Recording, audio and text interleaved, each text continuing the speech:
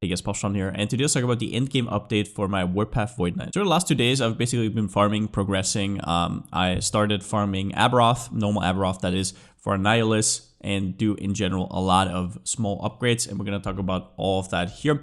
After my last video, obviously, there was still a lot to be desired about the build. I've had mostly trash gear. So we're going to go over everything in here. If you're just starting out the build, I would highly recommend watching the other videos first. I'll link them down in the description. I will most likely in the next coming days make a full video once I've completed everything I wanted to do.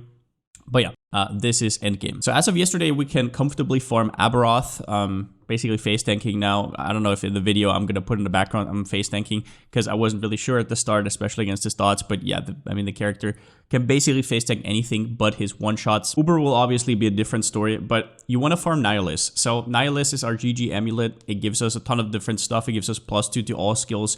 And yeah, it's just overall a ridiculously good Emmy. Also, look at the implicit. It gives you up to 12% health, up to 12% mana, and movement speed. It is just like, I think 8% is the max movement speed. It's incredible. But it can also roll negative. So you have to farm it multiple times.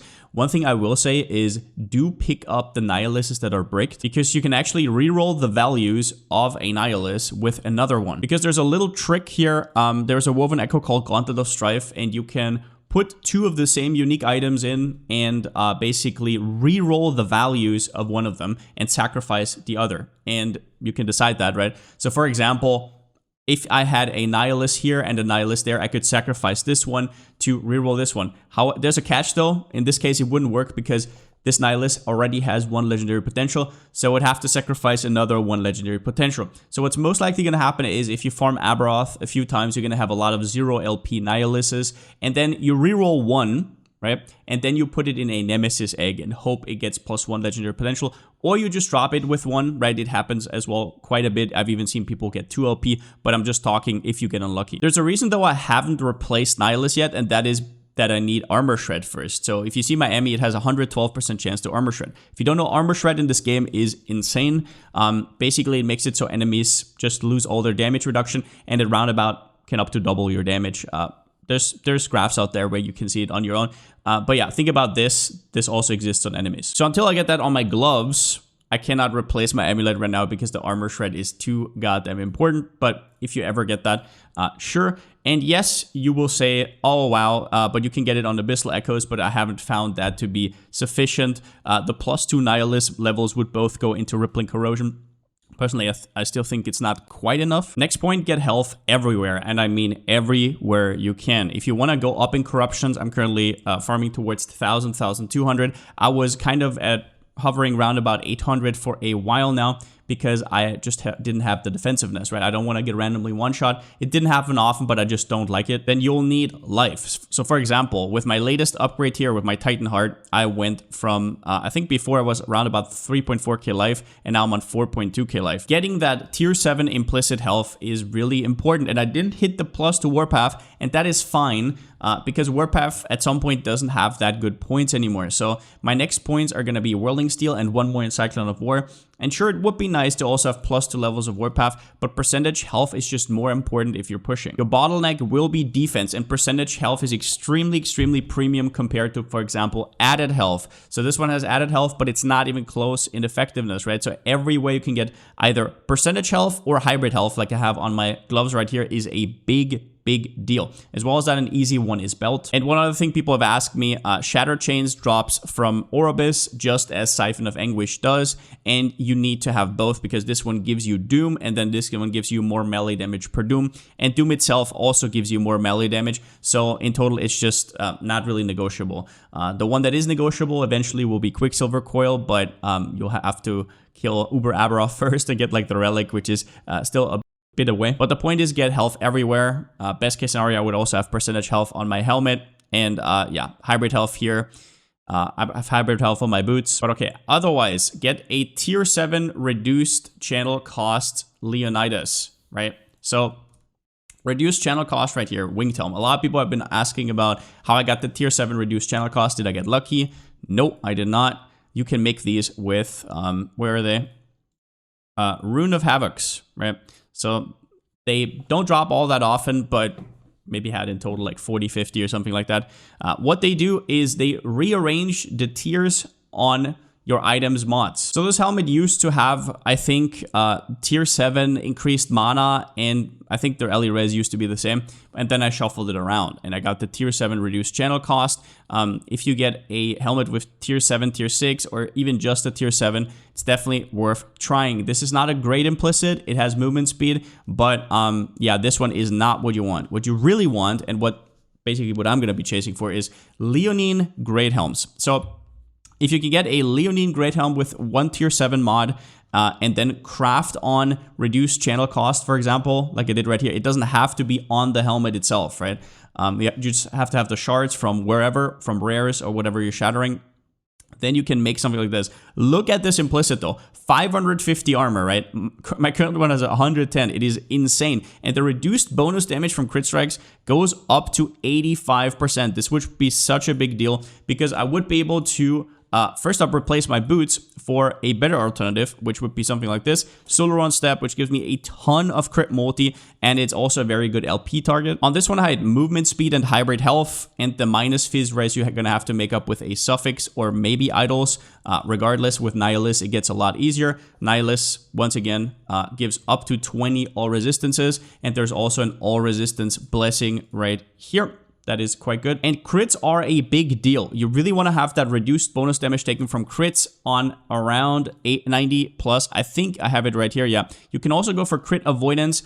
It is kind of similar.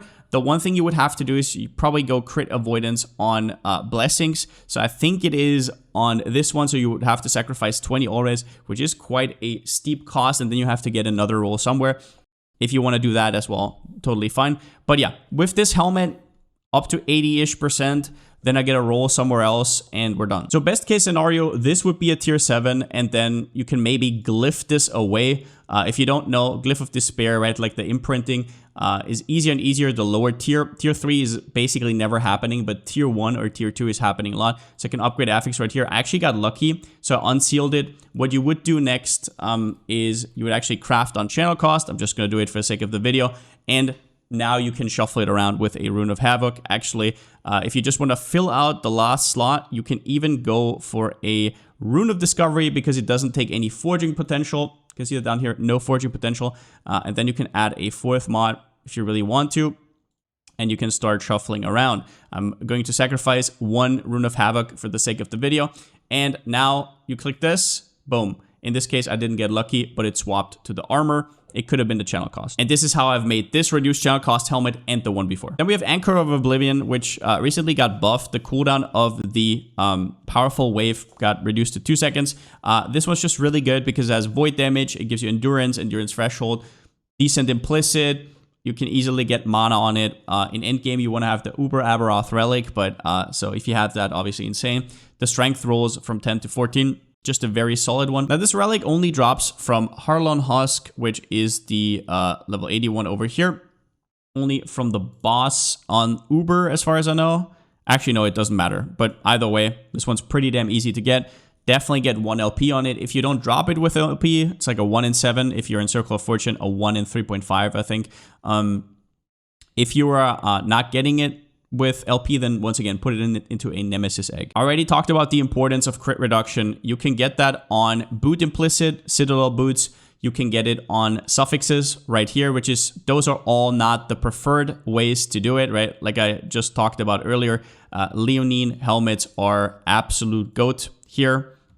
Goes up to 85%, and then you fill it up somewhere else. And if you need to fill up, the points are here with Patient Doom. If you have none of those and you look at your death recap, look at if it says crit, most likely 70 to 80% in endgame maps. It will. Crits are a big, big deal. One other thing, I'm currently fixing my necrotic and poison res with idols, which is very bad, right? So you can see right here, 23% necrotic res, 23 poison, necrotic, poison. This is really bad because you want 1x1s, right? So I have one perfect showcase here, mana regen, health, mana, or I don't know, mana, health, or mana, health, armor, right? Like stuff like that. These 1x1s are so incredibly efficient. If I was able to, for example, currently I bricked this one, I could have had poison res there, or I could have a 2 LP one, which I'm gonna make probably today even.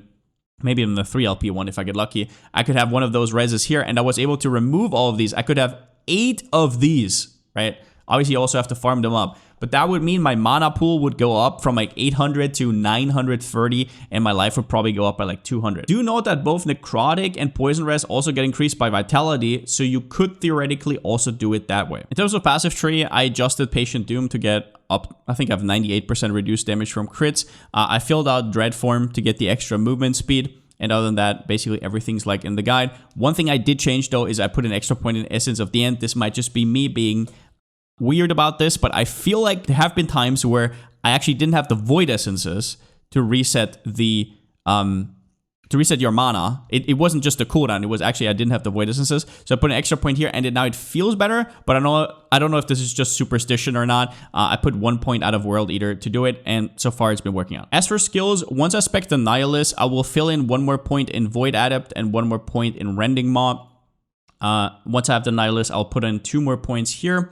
Otherwise, not really anything changed. And I will most likely put 2 points in Manipulation, unless I need the crit here in Decimation, but very likely Manipulation. On Sigils of Hope, probably get the Mana Regen. Not really sure what else you'll take here. And on Whirlwind, 1 more point in Whirling Steel and 1 more point in Cyclone of War. A question I got a lot was concerning skills as well. What do you have to have on your hotbar? So Symbols of Hope do not work unless you have it on your hotbar. Same with Orbs.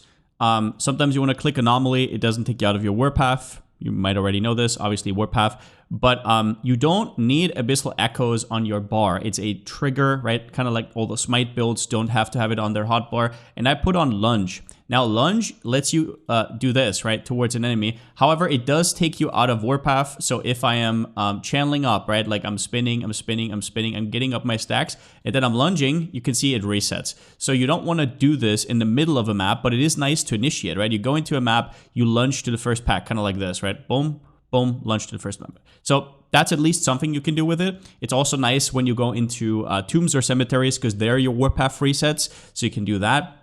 It can get you out of sticky situations, so put that on your hotbar. Now, I already have like a farming list for today, in case you're interested, in case you're already further than me.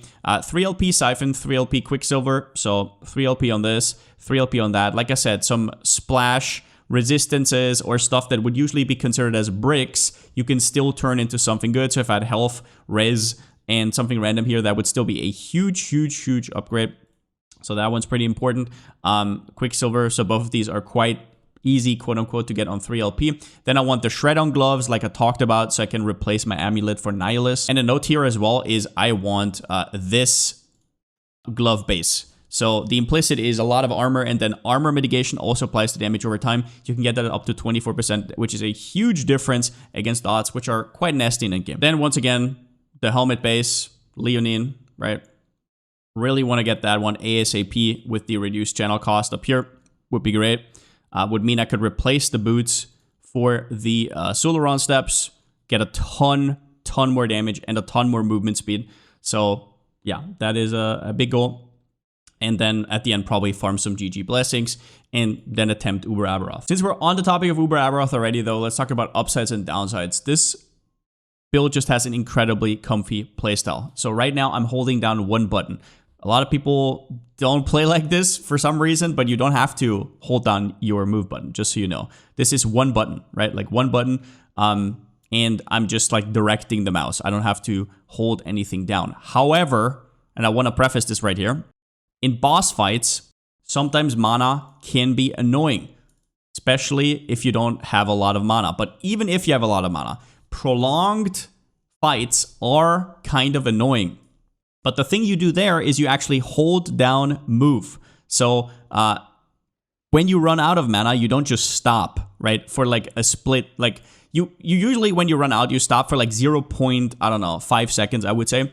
But on a boss fight, that can mean you die. So all you have to do is at the end, once you go you just keep running, right? So you can see right here, now I have left mouse button held down. So if I ever run out of mana, I'm still walking. If I just click Warpath, once I stop, I completely stop my movement. I only do this on stuff like Abberoth or that one Woven Echo where you have to fight 10 Harbingers, right? Like Fading Brink, which is quite hard. Other than that, I haven't really felt the need to, but just so you know. But yeah, it's just such a comfy playstyle. I hear other people saying, oh, play this, play that. So what you do is you hold down 2 buttons and then you move, and it kind of like cues or whatever. It's like, come on. Like, I just want to press this game is so grindy. Like, you're basically just repetitively doing the same thing. I don't want to think all the time when I'm doing that, but that's up to you.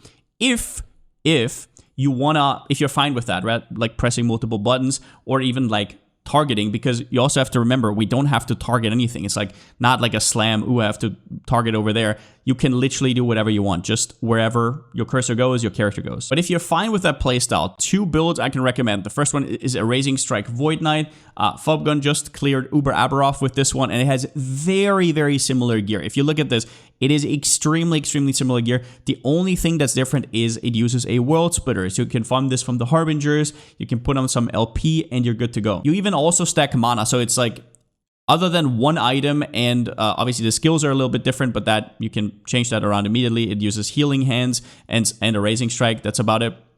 The builds are extremely, extremely similar. And this build will be a lot better at Uber Abberoth. I'm not 100% sure. People have told me you can do it on this one if you farm enough gear, but I don't actually know, right? But that is there in your toolbox if you need to. And then also, if you really want tankier builds, I can highly recommend the Judgment Paladin. A lot of the hardcore guys are playing this. Obviously, you would have to farm completely new gear. I'm pretty sure if you wanted a super tanky playstyle, you would already know about this. But if you don't, now you do. But that's about all I got for today. I need to go back to spinning and winning. And hope you guys had a good experience on League Start. Has been great. Once again, I put those 2 builds in there just in case you don't like the playstyle or you want to get more out of your build. I personally chose this because I know Last Epoch is an incredibly grindy, repetitive game, which I don't mind as long as that's fun, but I want the cozy playstyle. So if you're here for that, I'm going to min-max this character over the next day or 2, and then I'm most likely going to push out a full guide with all my thoughts from everything combined. And I might also be making a video about Circle of Fortune and how to farm stuff in general, how to use prophecies efficiently. We'll see. I'll keep you guys posted. And yeah, since I still don't have a slogan, see you next time.